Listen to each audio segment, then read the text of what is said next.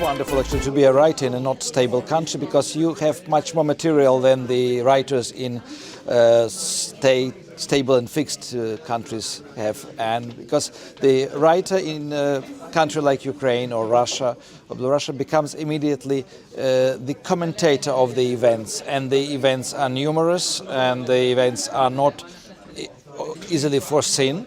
And of course, I mean, the shakers and movers in the unstable countries are usually very strange people. My last novels, actually, they all tell the stories from Ukraine and from everyday Ukraine, including political stories and social stories and issues of ordinary life.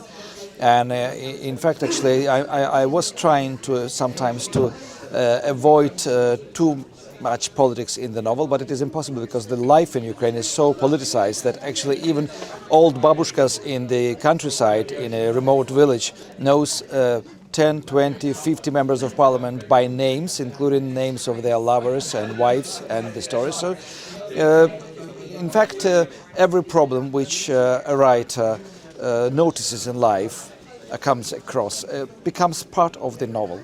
We talked about turbulent times in the transitional democracies. I think actually the turbulent times will prevail in Ukraine because there are no signs that the situation will become more stable, which means there is no sign that the writers will become lazier.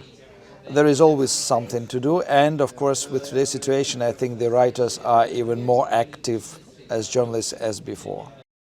Anyway, I had lots of hobbies as a child. First hobby that influenced my life was cacti. I started growing cacti at the age of 7 or 8, and I was member of Cacti Lovers Club in Kiev, and at some point I had collection number 7 in Kiev. Then I started studying English, and the result probably is very good because I married a girl from Surrey, and in 1988, and I refused to settle in Britain, and she agreed to move to the Soviet Union, and we lived there happily ever after until recently. But she is in Ukraine at the moment, and with our sons, and they refused to leave the country. What else about I started writing poetry at the age of 7. I started inventing political and non-political jokes under the influence of my elder brother, who was a dissident at the age of 13. And I went from poetry to jokes, from jokes to short prose, from short prose to novels, from novels to trilogies, but I wrote only one trilogy, thanks God, and nobody wants to publish it in English, because it is 2,000 pages, but it is published in Italian and in German. Yes, and publishers were biting their hands off to get your novel published, your first novel. They couldn't wait to publish your first novel. Are you sure? And I think I have the biggest collection of rejections in Ukraine, about 600. And from England I received my favorite rejection ever on this book, and it was very short. Dear Mr. Kurkov, unfortunately we are publishing only quality literature. We are wishing you good luck elsewhere. I wanted to become a professional writer. I became a professional writer at the age of 37. And now we have another rise, very specific, because now people are buying books as a sign of resistance, as the effort to protect Ukrainian culture. So I mean, this 12 or 13 bookshops, new bookshops in Kiev last year. I mean, for me it is a miracle, a puzzle, and a hope that actually people are setting up new bookshops, new publishing houses, that the young generation is actually buying books and reading books. And of course, I mean, what we have now, people are reading mostly non-fiction, the new Ukrainian classics, so I mean the executed generation authors are in demand, the poetry is in demand, but I noticed that we have more and more translated literature, which is a good thing and a bad sign. It means that Ukrainian writers are writing less now. Fiction is not written during the war. And I know how it is difficult to read fiction in the war, because To write and to read, you need concentration. You should be able to distract yourself from the reality. Reality of the war actually demands you to check the news, to check where the Russian missiles are flying now. And this is very tense time for everybody. And I regret that many Ukrainian writers now stopped writing fiction. Of course, I mean, more than 40 of them are soldiers on the front. And altogether, actually, we lost about 100 people who were writers, poets, translators, publishers. I wanted to bring us back to this question of fiction versus non-fiction, which you mentioned, because you have two books, two new books in translation at the moment. One is about the war, it's a non-fiction, and the other is fiction about a different wartime. It's a historical fiction. So two very different books. One which is set now in non-fiction, one which is fiction set more than 100 years ago. So tell us how those two very different books came into existence at the same moment. Well, I mean, since my books are translated, it means actually it takes time before they are translated. And The Silver Bone, the first book in the series about Kiev of 1919, was written in 2018. And I wrote the second novel, the sequel, in 2020. And I was writing the third one when the full-scale invasion started. And then I couldn't write fiction for more than 2 years. I tried, I failed, and only now actually I managed to get back to writing at the same time fiction, and it's historical crime fiction, but based on the real events and where I use a lot of archives, especially to describe the real daily life in Kiev. This is the second occupation of Kiev by Bolsheviks, which started on the 6th of February 1919 and ended on the 31st of July. And there are so many parallels, because actually the war, I mean, if you know the history, and I'm sure you know, that 1918, 1921 was always taught in the Soviet schools as the civil war after the October Revolution of 1917. Well, it was civil war on the Russian territory, Bolsheviks against White Army. In Ukraine, we had 7 armies fighting each other, and it was again 2 wars for the price of one. It was war for Ukrainian independence and war between the Bolsheviks and the White Army.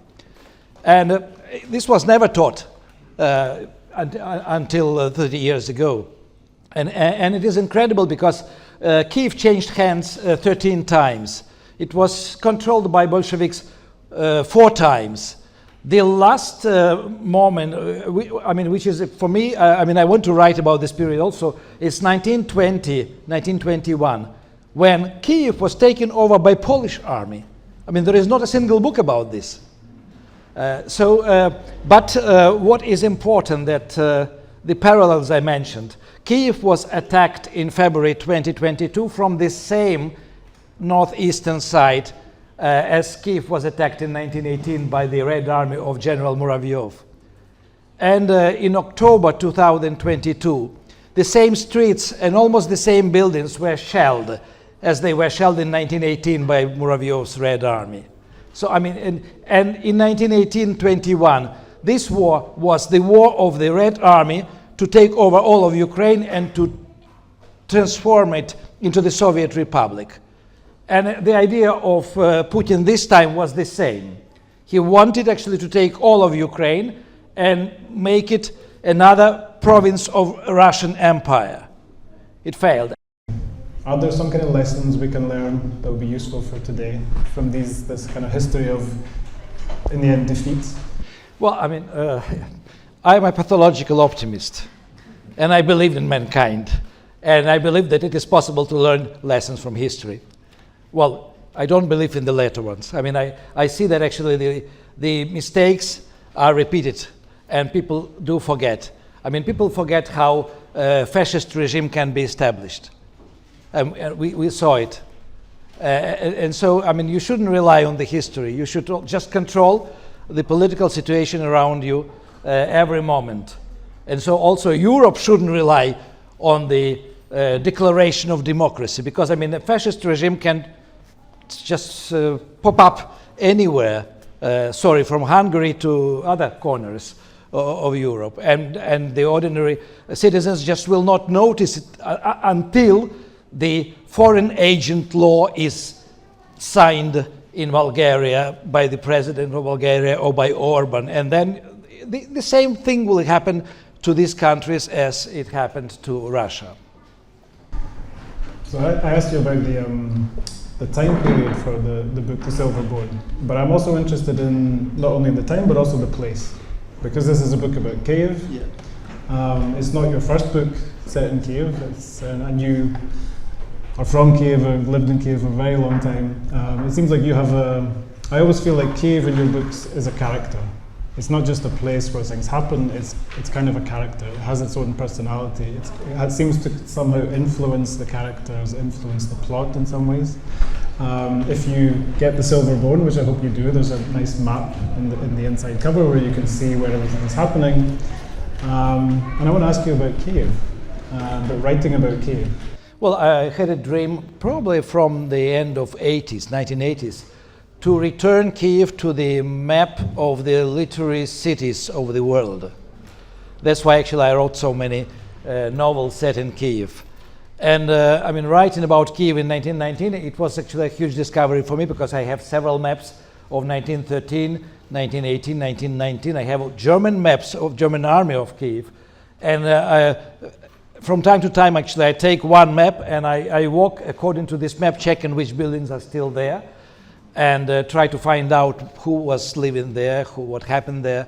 And it's, I mean, Kiev still, for me, is a miracle, and lots of things to discover. And in the sequel to The Silver Bone, The Stolen Heart, which is coming out in February, there will be a lot about so-called Soviet Railway Republic. You actually have an interesting story about the Silver Bone and the archives. Yeah, in 2017, when I finished Grey Bees, I got a phone call from one lady who was my reader, and she said, I have a present for you, can you give me your address? So I gave my address in Kiev, and she came with a car and with a box of authentic VCK documents from 1919 until 1927. And they, I mean, she was daughter of KGB major, he recently died, who worked after the collapse of the Soviet Union in Ukrainian Secret Service. And he got it somewhere in the Soviet time, and he wanted to write non-fiction, because on some documents I have his remarks and sort of questions, and something is underlined. But anyway, I read these papers, and I was immediately again fascinated by the period of 1918, 1921. And first I thought that I will just write historical novel. But I gave it a second thought, and I decided that actually historical novels are usually, yes, they give lots of details, but they attract less attention. So I decided to write a fusion novel, a historical crime novel with a real daily life in Kiev at that time on the background. And that's what I'm doing now, actually. And I'm very happy that I'm back to writing the third novel. Are there things that we can understand better about the past through fiction than through reading history, through fiction like yours? What's the advantage of fiction? Well, I mean, in the last years, I became a huge fan of non-fiction. So for me, I think we should read both with the same attention, with the same passion. The fiction is very important when it is written about the times in which the author lives. So it becomes non-fiction later, because actually the details are gone. I mean, like the price of box of matches, you know, it was 1 kopeck in 1971. So I mean, it's not important, but I mean, from this kind of small things, the whole picture is reassembled when you read fiction. When you read books about 1960s, written in 1960s by the authors who were free, who were not censored. So I mean, you get double pleasure. You have a pleasure from the story, and then actually you learn about the time when this book was written, or the time this book describes. Yeah, there are lots of those details in The Silver Bone as well. What people were eating, Well, what they're wearing, all these. You must have done lots of research into those yeah, I wish I could use all the details that I know, because they are so incredible. But the easiest to consume examples are that, for example, when every time Bolsheviks would come, they would introduce new rules and new laws and new instructions. And one of the rules of 1919, they introduced furniture tax. So they shared in Kiev, and every family had to have this list of furniture which they are allowed to have in the apartment, and the rest they should give to the Soviet authorities. So every family had a right to have as many chairs as there were members in the family, plus one chair for guests. You couldn't have 2 desks. You couldn't have 3 armchairs. So everything which was extra was taken away by the Red Army on the horse-driven carts to the Soviet offices, because they wanted to have offices. They are the government power, and the offices were empty because everything was broken, burned down, stolen. So you can imagine coming to a Soviet office in 1919 in Kiev and seeing a desk from royal family, a stool from peasant's house, one armchair from house of an aristocrat, and then suddenly a mirror in a golden frame on the wall. So it was surreal, but it was surreal time. Another thing they did, they introduced underwear tax. So every family had to give 2 or 3 pairs of underwear to the Soviet authorities, because the Red Army soldiers didn't have enough underwear. How Ukrainians' relationship with the language was changing, and you mentioned that in the late 90s your novels were actually more successful in Russia than they were in Ukraine, and you were even receiving requests from Russian publishers to set your books in Russia. What did you make of that at the time? How did you feel about that idea of your work moving more towards Russia? Well, I refused straight away, because I thought it is a surreal idea, but typically Russian idea. My books are already for many years are not sold and published in Russia. So whoever read me already forgot me many years ago. So I don't exist there as a writer. Right. And in Ukraine, I'm not very popular because I write in Russian, and because sometimes I write or say things not everybody agrees with. So I'm a controversial figure, and it's better not to mention me when somebody writes an article about Ukrainian literature.